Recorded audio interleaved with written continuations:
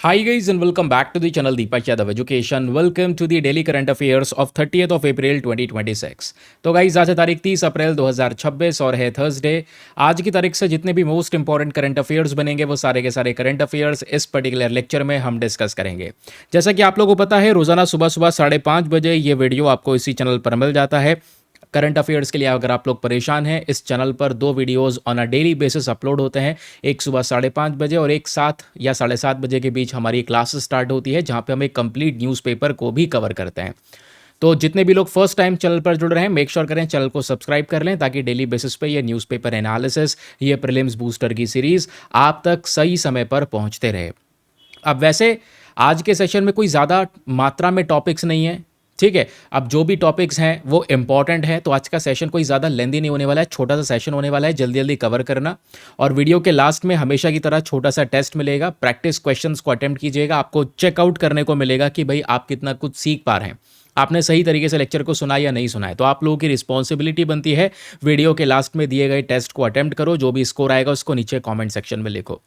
बाकी दोस्तों ये जो शानदार सा पीडीएफ है इस लेक्चर का, ये पीडीएफ आपको कहाँ पर मिलेगा? हमारे टेलीग्राम ग्रुप के ऊपर में। टेलीग्राम पर जाना, सर्च बॉक्स में लिखना दीपक यादव एजुकेशन यूपीएससी, आपको ये वाला टेलीग्राम ग्रुप मिल जाएगा। 79,000 से ज़्यादा लोग जुड़ चुके हैं, आप भी जुड़कर यहाँ से सभी लेक्चर के पीडीएफ डॉक्यूमेंट्स को डाउनलोड कर पाओगे। तो चलिए आप बिना कोई देरी करे शुरुआत करते हैं अपने न्यूज़पेपर एनालिसिस की, अपने प्रीलिम्स बूस्टर के डिस्कशन की। पहला आर्टिकल जो है हमारे लिए ये काफ़ी ज़्यादा इंपॉर्टेंट है। हम एक बात करने वाले हैं झील के बारे में, जिसका नाम है लेक इसाई कुल। ये जो झील हमको दिखाई देती है ये किर्गिस्तान में प्रेजेंट है। याद रखिएगा पहली चीज़, कोई भी लेक अगर न्यूज़ में है तो उसका लोकेशन याद रखना, क्योंकि एग्जामिनेशन में सबसे पहले लोकेशन पूछा जाता है। तो किर्गिस्तान यहाँ पर इसका एक एग्जैक्ट लोकेशन देखने को मिलेगा, यहीं पर ये झील प्रेजेंट है।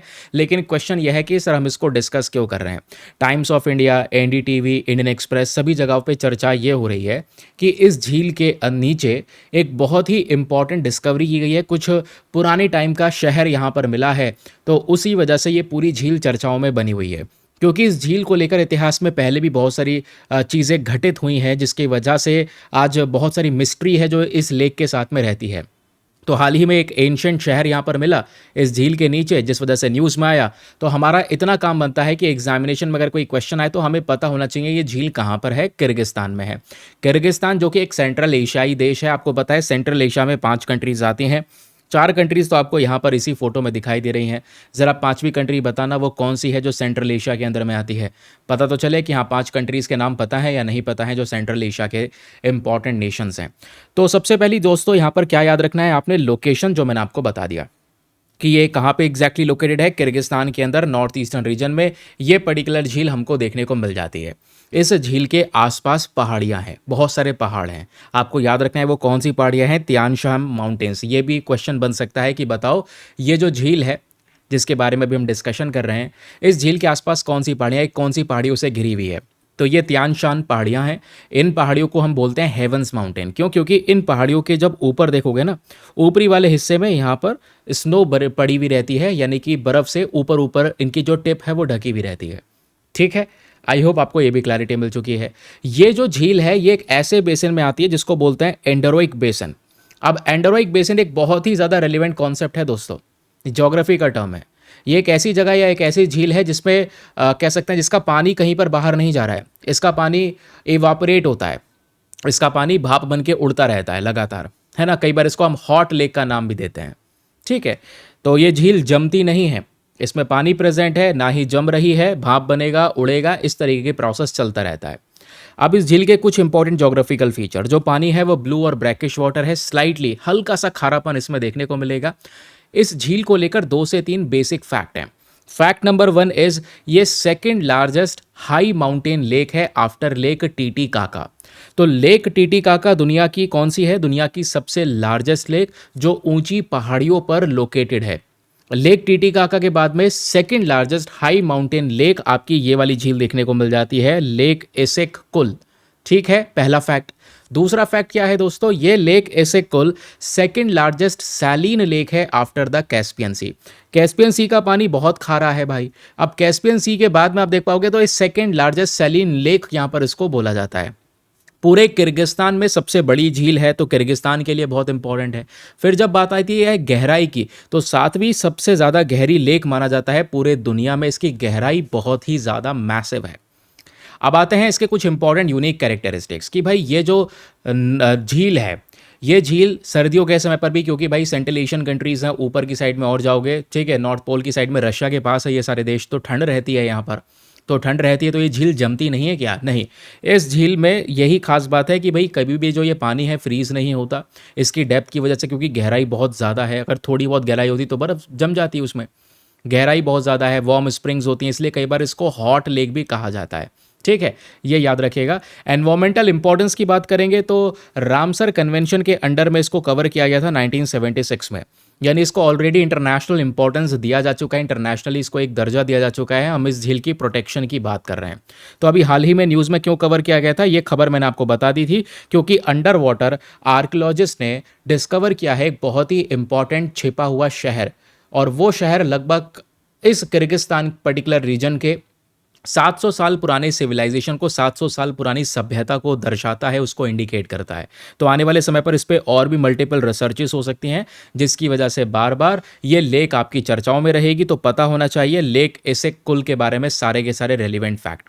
तो हमने एक पेज में सब कुछ कवर किया, अगर फोटो को हटा दें तो अब इसको आप आराम से रिवाइज कर सकते हैं। ये जो पीडीएफ है ये इसलिए शानदार है क्योंकि भविष्य में दोस्तों आपको रिवाइज करने का भी सारा जुगाड़ बनाकर दिया गया है। ठीक है, कि भाई इस लेक की लोकेशन क्या है। ये एंडोरिक लेक है, इसका पानी किसी नदी के ज़रिए बाहर नहीं निकल रहा होता है। ठीक है, पानी आ रहा है लेकिन बाहर नहीं जा रहा, तो इवापोरेशन के माध्यम से भाप बन के उड़ता रहता है। ब्रैकिश वाटर है। रैंकिंग्स को याद रखिएगा, 3 रैंकिंग्स मैंने आपको पढ़ाई हैं। ठीक है, ये फैक्ट्स आपके रिवीजन पॉइंटर हो गए। कभी भी एंड वक्त पे इसको रिवाइज करना है, बहुत ईजिली आप इसको रिवाइज करवा पाओगे। ठीक, अगला आर्टिकल हम यहाँ पे डिस्कशन कर रहे हैं दोस्तों एक बहुत ही इंपॉर्टेंट पुरस्कार के बारे में, विच इज़ प्रधानमंत्री राष्ट्रीय बाल पुरस्कार। आपने बहुत बार पढ़ा होगा, हर साल ये पुरस्कार दिया जाता है बहादुर बच्चों को, या वो बच्चे जिन्होंने कुछ स्पेसिफिक फील्ड्स के अंदर में एक बेहतरीन योगदान दिया है, उनका कंट्रीब्यूशन कुछ एक्सेप्शनल था, जिस आधार पे यहाँ पे उनको इस अवार्ड से सम्मानित किया जाता है।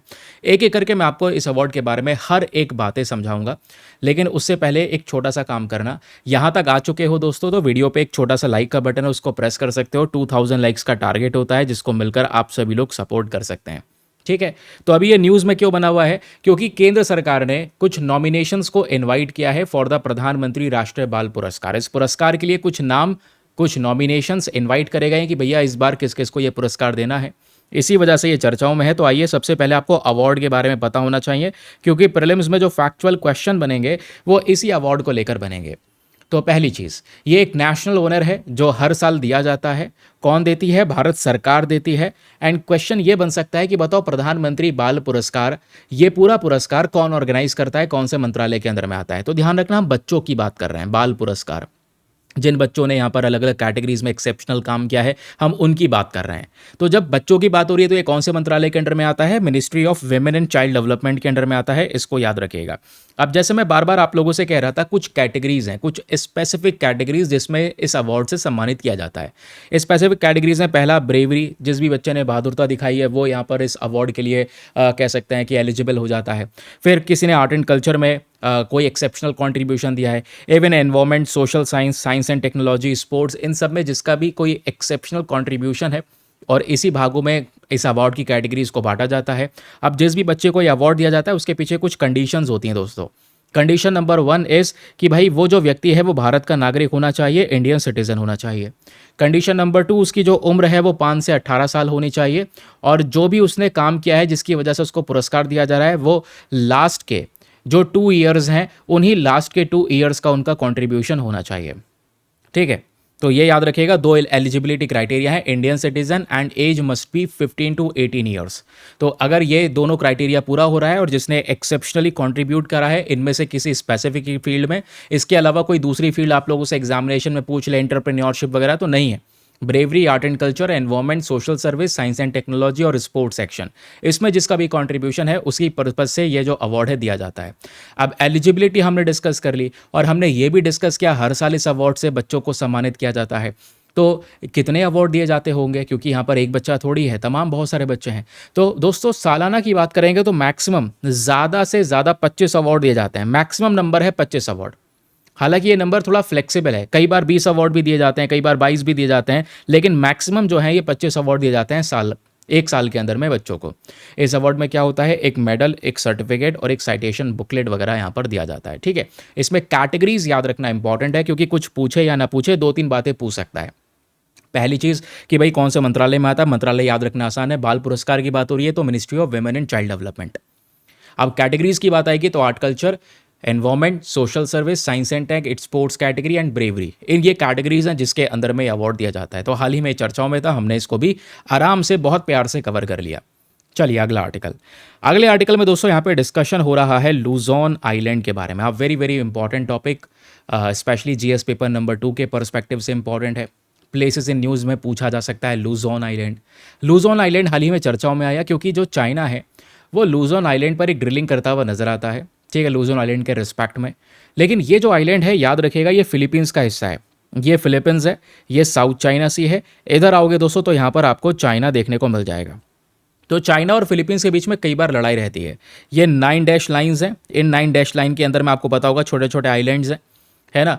तो स्पार्टले आइलैंड्स आता है और भी कुछ आइलैंड्स है। स्कारबोरो शोल के बारे में आपने सुना होगा, उसको लेकर भी हाल ही में विवाद हो रहा था। चाइना कह रहा है नहीं ये हमारा आइलैंड है, जो भी आइलैंड्स है सब हमारे हैं। फिलीपींस कहता है नहीं भाई हमारी टेरिटरी को आप अपनी टेरिटरी कैसे बता रहे हैं। ऐसा ही दोस्तों कुछ किस्सा लूजोन आइलैंड के साथ में हो रहा है। लूजोन आइलैंड वैसे याद रखिएगा ओरिजिनली किसका हिस्सा है, फिलीपींस का पार्ट है। ये बात तो भाई आपको पता है, अभी जस्ट हम लोग यहाँ पर इस बात को डिस्कस कर रहे हैं। दूसरी चीज़ यहाँ पर यह है कि ये न्यूज़ में आखिरकार है क्यों। कारण है चाइना ने अभी हाल ही में लाइव फायर ड्रिल्स कंडक्ट करी हैं इस लूजोन आइलैंड के जस्ट पास में। फिलीपींस का हिस्सा ये रहा लूजोन आइलैंड, यही पास में चाइना ने क्या किया, फायरिंग ड्रिल्स यहां पर कंडक्ट की हैं एक कंट्री के पास में। पूरे फिलीपीन को देखोगे तो छोटे छोटे आइलैंड से मिलकर बना हुआ है, और छोटे छोटे आइलैंड्स के ग्रुप को हम जोग्राफिकली एक टर्म में बोलते हैं जिसको बोलते हैं आर्कीपेलेगो। तो फिलीपींस के आर्कीपेलेगो में एक सबसे बड़ा हिस्सा है, सबसे बड़ा आइलैंड है लूजोन आइलैंड, जो फिलीपींस का है। आप इसके पास में कोई दूसरा कंट्री आके ड्रिलिंग कर रहा है और रिलेशंस ऑलरेडी खराब हैं बिटवीन चाइना एंड फिलीपींस, इस वजह से ये न्यूज़ में है। तो आपको इतना याद रखना है कि भाई लूजोन आइलैंड कहाँ पर है, फिलीपींस में प्रेजेंट है। इसके ईस्ट साइड में आता है फिलीपींस सी, क्योंकि ये रहा लूजोन आइलैंड, तो इसके ईस्टर्न साइड में आ गया फिलीपींस सी। और इसके नीचे साउथ में आप देख पाओगे तो वो है सिबुयन सी, और उसके अलावा इसके वेस्ट में आप देख पाओगे तो यह है एग्जैक्टली साउथ चाइना सी। ठीक है, तो सिबुयन सी, फिलीपीन सी, साउथ चाइना सी, ये 3 समुद्र से घिरा हुआ है ये पर्टिकुलर आइलैंड, ऐसा याद रख सकते हैं। ठीक है, इसके नॉर्थ में ऊपर देख पाओगे तो ये ताइवान से सेपरेट होता है, बीच में एक लूजोन स्ट्रेट आता है, उस स्ट्रेट के माध्यम से ताइवान और लूजोन के बीच में एक गैप बन जाता है। ये लूजोन आइलैंड बहुत इंपॉर्टेंट है मैरीटाइम ट्रेड के लिए, जियोपॉलिटिकल इंपॉर्टेंस इसका देखने को मिलता है, तो उन पर्सपेक्टिव से ये इंपॉर्टेंट भी है। बाकी कुछ भी अगर भविष्य में आपको रिवाइज करना है लूजोन आइलैंड के बारे में तो रिवाइज कर सकते हो आप बहुत ईजिली, कि फिलीपींस का लार्जेस्ट आइलैंड है। एंड ये सराउंडिंग्स याद रखिए, सराउंडिंग्स पूछी जा सकती हैं आप लोगों से कि इसके ईस्ट में है फिलीपींस सी, इसके साउथ में है सिबुयन सी, और इसके वेस्ट में है साउथ चाइना सी। ये थोड़ा सा याद रखिएगा, इंपॉर्टेंट है। चलिए अगले न्यूज़ आर्टिकल पर आते हैं, और यहाँ पे हम डिस्कशन कर रहे हैं भारत की बायो इकोनॉमी के बारे में। टॉपिक बहुत इंपॉर्टेंट है, ये टर्म बायो इकोनॉमी ये आपको पता होना चाहिए कैसे काम करता है, और इंडिया के रिस्पेक्ट में अभी यहाँ पर हम बायो इकोनॉमी को क्यों डिस्कस कर रहे हैं ज़रा पहले ये मैं आपको बता देता हूँ। तो हाल ही में जगह जगह पे कवर किया गया है, सभी सरकारी वेबसाइट्स पर, पीआईबी में, ऑल इंडिया रेडियो में, सभी आउटलेट्स में एक चर्चा आपने देखी होगी, अगर आपकी नज़र में आया होगा तो आपने ज़रूर से नोटिस किया होगा। Union minister for science and technology, ये जो मंत्रालय है इन्होंने अभी हाईलाइट किया है कि जो भारत की बायो इकोनॉमी है ये 2047 तक $1 ट्रिलियन तक जा सकती है। भारत की बायो इकोनॉमी 2047 तक $1 ट्रिलियन को रीच कर जाएगी, ये बात यहाँ पर इस आर्टिकल में मेंशन की जाती है। तो आपके सामने सबसे बड़ा क्वेश्चन यही आता है कि तो सर पहले ये बताओ बायो इकोनॉमी होता क्या है, और ये इंडस्ट्री $1 ट्रिलियन तक जा रही है, तो पहले समझना ज़रूरी है इंडस्ट्री क्या है। बायो इकोनॉमी के अंदर में हम लोग क्या करते हैं, अपने बायोलॉजिकल रिसोर्सेज का यूज़ करते हैं। बायोलॉजिकल रिसोर्सेज मतलब प्लांट्स हो गए, माइक्रोब्स हो गए, एंजाइम्स, जीन्स, इनका यूज़ करते हैं ताकि कोई प्रोडक्ट बनाया जा सके, कोई इकोनॉमी के अंदर में एक बड़ी वैल्यू जनरेट की जा सके। अब दोस्तों यहाँ पर प्लांट्स, माइक्रोब्स, एंजाइम्स, जब इन सब की बात आती है तो आज ये कौन कौन से सेक्टर से बिलोंग करते हैं, एग्रीकल्चर सेक्टर हो गया, हेल्थ केयर सेक्टर हो गया, एनर्जी, टेक्सटाइल, फूड प्रोसेसिंग, इन सब इंडस्ट्री से ये बिलोंग करते हैं। अब बायो इकोनॉमी का मेन गोल क्या है, मेन पर्पस क्या है? मेन पर्पस है दोस्तों एक सस्टेनेबल इकोनॉमी की तरफ मूव करना, अपनी इकोनॉमी को सस्टेनेबल बनाना। फ्यूचर जनरेशंस के माध्यम से अगर हम देखें तो हम ज़्यादा अपने रिसोर्सेज को ख़त्म ना करें, इवन जो वेस्ट जनरेट कर रहे हैं उस वेस्ट से वेल्थ को बनाने की हम लोग थोड़ा सा नए नए सोल्यूशन लेकर आएँ। तो ये है मेन पर्पस बायो इकोनॉमी का। ठीक है, तो भारत का टारगेट बहुत बड़ा है कि 2047 तक ये इंडस्ट्री $1 ट्रिलियन तक चली जाएगी। अब सबसे बड़ा क्वेश्चन हमारे सामने यही आता है कि सर एग्जैक्टली ये बायो इकोनॉमी है क्या? समझ लिया आपने डेफिनेशन क्या है कि बायो इकोनॉमी में हम क्या करते हैं, अपने बायोलॉजिकल रिसोर्सेज का इस्तेमाल करके प्रोडक्शन कर रहे हैं, उन बायोलॉजिकल रिसोर्सेज को प्रोटेक्ट करने की बात कर रहे हैं। इसमें साइंस, टेक्नोलॉजी, इनोवेशन ऐसी हर एक प्रकार की चीज़ आती हैं। हमारा मेन पर्पस है कि अपनी इकोनॉमी को सस्टेनेबल बनाना, वेस्ट से एक पर्टिकुलर वेल्थ को जनरेट करना। अब यहाँ पे सवाल आता है achievements of India's bio economy. ठीक है, बायो इकोनॉमी समझ में आया, ये क्या है? अब ये बताओ आज तक भारत का कौन कौन सा अचीवमेंट है, भारत ने इस इंडियन बायो इकोनॉमी के बेसिस पे हासिल क्या किया है? तो जब आप सेक्टोरल ग्रोथ को देखते हो दोस्तों, सबसे पहली चीज़ 2014 में लगभग $10 बिलियन की इंडस्ट्री हुआ करती थी और 2025 में आज ये $195.3 बिलियन की इंडस्ट्री हो गई है। आज हमारे देश की टोटल जीडीपी के अंदर में 4.8% का कंट्रीब्यूशन है बायो इकोनॉमी का। ऐसे ही थोड़ी कह रहे हैं कि 2047 तक इसको $1 ट्रिलियन तक की इकोनॉमी बनाना है। स्टार्टअप्स की बात करेंगे तो जो भी नई नई स्टार्टअप्स हैं, 2014 में केवल 50 स्टार्टअप थे जो बेसिक तौर पे बायो इकोनॉमी से एसोसिएटेड थे और अभी 2025 में लगभग ऐसे 12,000 स्टार्टअप्स जा रहे हैं। फॉरेक्स सेविंग्स की बात करेंगे तो 12 to 14 बिलियन डॉलर्स के हिसाब से जो अमाउंट है इसको हम लोग यहाँ पर बचा पा रहे हैं। क्यों? क्योंकि इसी बायो इकोनॉमी का इस्तेमाल करके आज पेट्रोल के इंपोर्ट्स को कम किया जा रहा है। हम दूसरे बायोलॉजिकल रिसोर्सेज का यूज़ करके अपनी कुछ नए ऑल्टरनेटिव्स को बनाने की कोशिश कर रहे हैं। जैसे इथेनॉल भी बायो इकोनॉमी का ही तो पार्ट है। तो इथेनॉल को बनाया गया है, पेट्रोल में मिक्स किया गया है। आज इंडिया 20% इथेनॉल को मिक्स कर रहा है पेट्रोल के अंदर में। तो जो पेट्रोल की खपत है वो कम हो गई है, पेट्रोल का इंपोर्ट कम हुआ है, पैसा बचा रही है ये बायो इकोनॉमी इंडस्ट्री। फिर मोटापा कम करने के लिए GLP-1 ड्रग्स बनाया गया, ये भी बायो इकोनॉमी का ही एक एग्जाम्पल है। Global capability centre, enzyme, microbes आज अलग अलग इंडस्ट्री में यूज़ हो रहे हैं। Textile, detergent, food processing, biofuels, ये सब बायो इकोनॉमी का पार्ट है। फिर रिसर्च और इनोवेशन की जब बात करते हैं तो यह है बहुत इंपॉर्टेंट पैराग्राफ। बस इस पैराग्राफ को याद रखना और ये दो इंपॉर्टेंट लाइनें ऊपर की याद रखना, आपका काम हो जाएगा। एग्जाम में कुछ पूछा जाएगा तो यहाँ से भी क्वेश्चन बन सकते हैं। क्योंकि बायो इकोनॉमी की बात हो रही है दोस्तों, तो आपको पता होना चाहिए सबसे पहले ज़ायकोव-डी के बारे में। ये दुनिया की पहली DNA कोविड वैक्सीन थी जो लॉन्च की गई थी, बायो इकोनॉमी का एग्जाम्पल। और फिर उसके बाद एक सबसे बड़ा नाम आपको पता होना चाहिए जिसका नाम है नेफेथ्रोमाइसिन। ये भारत की पहली खुद की बनाई हुई डेवलप्ड एंटीबायोटिक है। फर्स्टली इंडिया ने जो खुद से इंडिजीनियसली डेवलप किया है एंटीबायोटिक और नेफेथ्रोमाइसिन वो है, ये भी बायो इकोनॉमी का हिस्सा है। हमने नेशनल बायो बैंक बनाया, आज बायो E3 पॉलिसी हम लोग चला रहे हैं। फिर अभी बजट में इस बार बायो फार्मा शक्ति प्रोग्राम अनाउंस किया गया था जहाँ पे बायो फार्मास्यूटिकल्स और क्लिनिकल रिसर्च को बूस्ट करने की बात की गई है कि हाँ दवाइयाँ वगैरह हम लोग यहाँ पर बनाएंगे, एक अफोर्डेबल वे में इसको जनरेट करेंगे। तो कभी भी एग्जामिनेशन के पर्सपेक्टिव से रिवाइज करना हो तो आप बहुत ईजिली रिवाइज करवा पाएंगे पूरे के पूरे बायो इकोनॉमी इंडस्ट्री को, इसका टोटल ग्रोथ क्या है और आज के समय पर नए नए इनोवेशन में Zaykov-D, CAR-T therapies, mRNA platforms, नेफेथ्रोमाइसिन। पूछ सकता है ये सब किसके एग्जाम्पल्स हैं या ये सब कौन सी सेक्टर से एसोसिएटेड है, तो ये बायो इकोनॉमी सेक्टर से एसोसिएटेड है। आई होप आपको ये भी क्लैरिटी मिल चुकी है। चलिए आगे आते हैं। अब टाइम है दोस्तों प्रैक्टिस टेस्ट को अटेम्प्ट करने का। चलिए जो भी हम लोगों ने डिस्कशन किया है उसी के आधार पे मैं आप लोगों को छोटे छोटे क्वेश्चन दे रहा हूँ जो एग्जाम में आपको बहुत हेल्प करेंगे, एग्जाम के लिए आपका माइंडसेट अभी से प्रिपेयर करने में मदद करेंगे।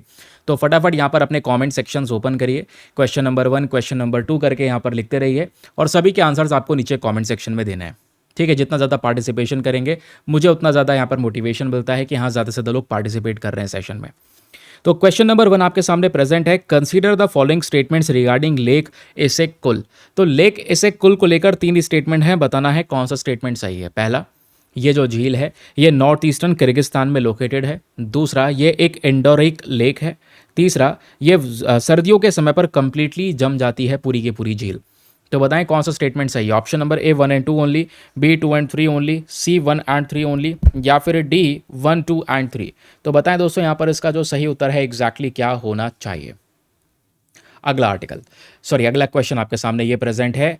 अगेन लेक इसिक कुल के बारे में हम बात कर रहे हैं। आपने बताना है जो लेक इसिक कुल है ये कौन से माउंटेन रेंजेस के थ्रू घिरा हुआ है, यानी इस झील के आसपास कौन सी पहाड़ियाँ देखने को मिलती हैं। एंडीज़ की पहाड़ियाँ हैं, एल्प्स की पहाड़ियाँ हैं, तियानशान पहाड़ियाँ हैं या फिर हिमालयाज़ हैं। तो बताएं दोस्तों यहाँ पर इसका सही उत्तर क्या होना चाहिए। अगला क्वेश्चन बहुत ही interesting and again a very important question. जब यहाँ पर बात हो रही है प्रधानमंत्री राष्ट्रीय बाल पुरस्कार के बारे में, तो ये प्रधानमंत्री राष्ट्रीय बाल पुरस्कार को लेकर 3 स्टेटमेंट है, बताओ कौन सा सही है। पहला कि ये जो पुरस्कार है ये भारत सरकार के थ्रू हर साल दिया जाता है। दूसरा, ये मिनिस्ट्री ऑफ एजुकेशन के अंडर में आता है। तीसरा, ये अलग अलग फील्ड्स में दिया जाता है, जैसे ब्रेवरी, स्पोर्ट्स और साइंस एंड टेक की फील्ड में अलग अलग लोगों को दिया जाता है। तो बताएं कौन सा स्टेटमेंट सही है। Option number A 1 and 2 only, B 1 and 3 only, C 2 and 3 only या फिर डी तीनों के तीनों स्टेटमेंट सही हैं। अगला क्वेश्चन आपके सामने प्रेजेंट है, which of the following is not a category under PM राष्ट्रीय बाल पुरस्कार। तो पीएम राष्ट्रीय बाल पुरस्कार जो अभी हम डिस्कस कर रहे थे, पहला क्वेश्चन, अभी जो इसका पिछला क्वेश्चन है वो हमने यही दिया है। अगला प्रश्न ये कहता है कि बताओ पीएम राष्ट्रीय बाल पुरस्कार में इनमें से वो कौन सी कैटेगरी है जो इस पुरस्कार का हिस्सा नहीं है। एनवायरमेंट की category, social service, science technology या एंटरप्रेन्योरशिप।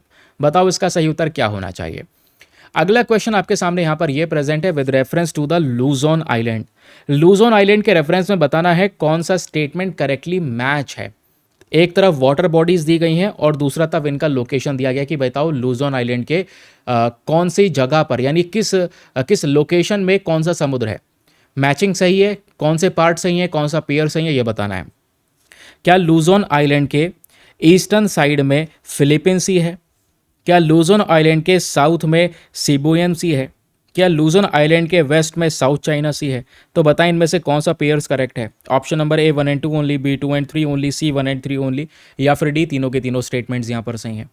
अगला क्वेश्चन आपके सामने प्रेजेंट है भारत की बायो इकोनॉमी के रेफरेंस में 3 स्टेटमेंट है, बताना है कौन सा सही है। पहला स्टेटमेंट कहता है कि इस इंडिया की बायो इकोनॉमी में जो बायोलॉजिकल रिसोर्सेज होते हैं for the sustainable economic development वो शामिल होते हैं। यानी इंडिया की बायो इकोनॉमी का मतलब होता है बायोलॉजिकल रिसोर्सेज का यूज़ करना for the sustainable economical development.